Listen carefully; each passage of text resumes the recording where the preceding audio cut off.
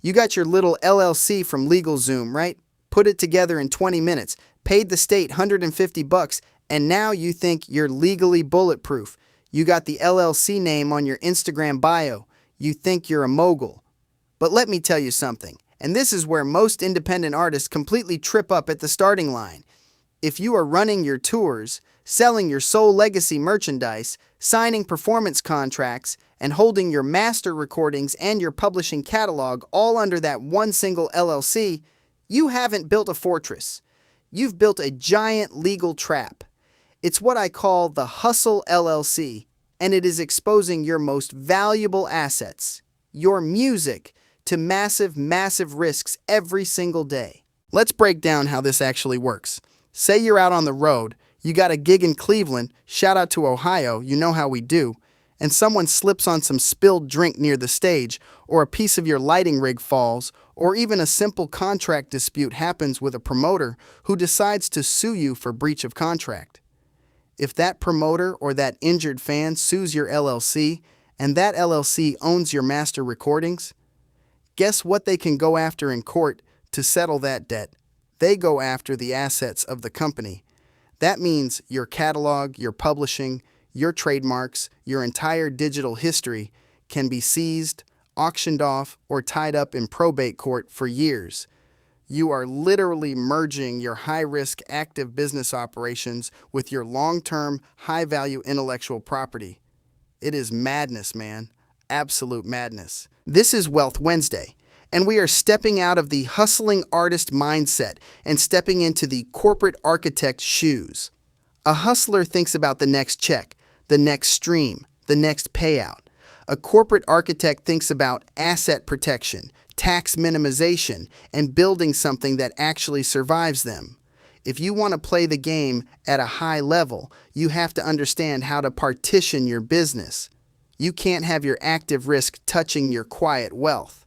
It's like putting your life savings in the cash register of a retail store and leaving the front door unlocked. We gotta stop doing that. Today, we are putting an end to the Hustle LLC and building a real, multi-tiered empire that actually protects the music you sweat and bleed to create. So how do we actually fix this? How do we build a structure that keeps the sharks away from your masters? We use what the big boys use, the three-tier legacy empire. This is a model built on three distinct layers: the operating company, the holding company, and the trust. It sounds complicated, but let me make it super simple for you. Think of it like a castle. You don't put your gold coins at the front gate where the guards are fighting. You put the gold in the deepest, most secure vault in the center of the castle, behind three sets of stone walls. Layer number 1 is your operating company, or your OpCo. This is your frontline soldier. This is the LLC that does all the dirty work. Your OpCo is the entity that signs the venue contracts, books the tour bus, hires the session musicians, and runs your merch store, like selling your sole legacy shoes. If a supplier sues you because a shipment of t-shirts got damaged, or if a promoter claims you didn't do enough promo for a show, they are suing the OpCo. And here is the secret. The OpCo doesn't actually own anything of permanent value. It doesn't own your masters. It doesn't own your publishing. It doesn't even own your brand trademarks. It has a bank account to handle cash flow, but it owns zero intellectual property. If someone sues the OpCo and wins, there are no masters in that vault for them to seize. That brings us to layer number 2, the holding company, or the holdco. This is your vault. The holdco is a completely separate LLC, usually set up in a state with strong asset protection laws like Wyoming or Delaware.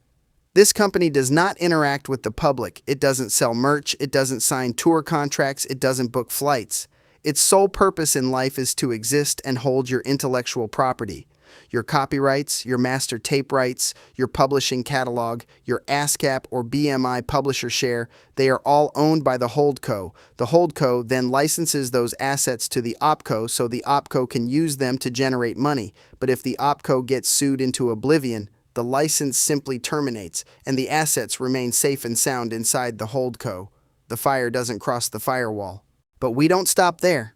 The third layer, The ultimate crown jewel is the family trust or a specific royalty trust. Instead of you owning the holdco in your personal name, your trust owns the holdco. Why? Because if you get into a personal lawsuit, say a car accident or a messy divorce, and someone sues you personally, they can try to seize your personal ownership shares in your company. But if a properly structured trust owns the holdco, you don't technically own it anymore. The trust does. The trust distributes the royalty money to you and your family, bypasses probate court entirely when you pass away, and provides massive estate tax advantages.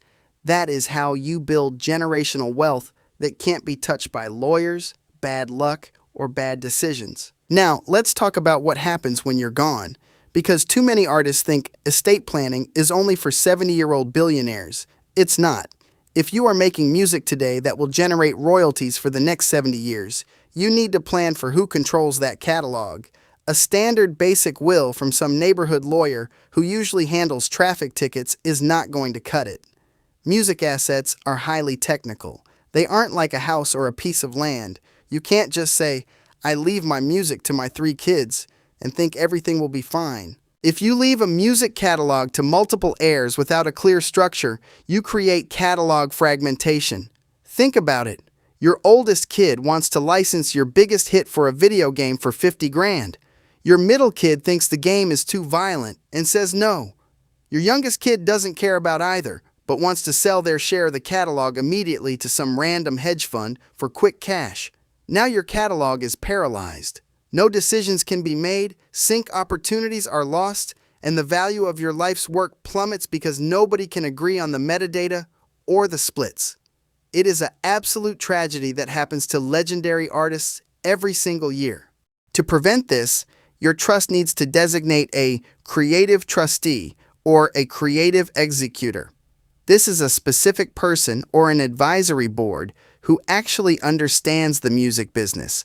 They understand splits, they understand PRO registrations, they understand sync licensing, and they know how to read a royalty statement. They manage the assets on behalf of your heirs. The heirs get the money, but the creative trustee makes the professional decisions, so the catalog continues to grow and generate cash flow without family drama destroying the legacy. And let me give you a real tax gem here. Write this down. Under Section 1014 of the Internal Revenue Code, when you pass your assets down through a properly structured estate, your heirs can get what's called a cost basis step-up. If you created a song for $50 and by the time you pass away that song is valued at $1 million because of its streaming and sync history, your heirs' cost basis steps up to that current $1 million valuation. If they ever decide to sell a portion of it, they don't pay capital gains taxes on that massive growth from $50 to $1 million. You are saving your children and your grandchildren hundreds of thousands of dollars in taxes just by being smart with your legal structures today. That is how you turn music into a family bank. But look, let's keep it 99 plus 1. None of these fancy legal structures, not the holdco, not the opco, not the trust, mean a single thing if your paperwork is a complete mess. You can have the most beautiful corporate architecture in the world, but if your split sheets are missing, your metadata is incorrect, and your registrations are mismatched, you are still leaving money on the table. It is time for what I call the paper chase.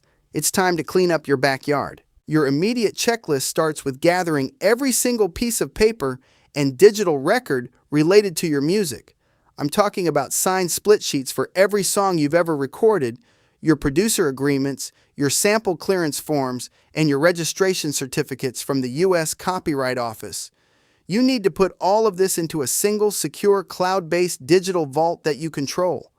Not your manager's vault, not your producer's vault, your vault. If you are pitching to a sync agent or a major investor, the first thing they are going to ask for is proof of clean chain of title.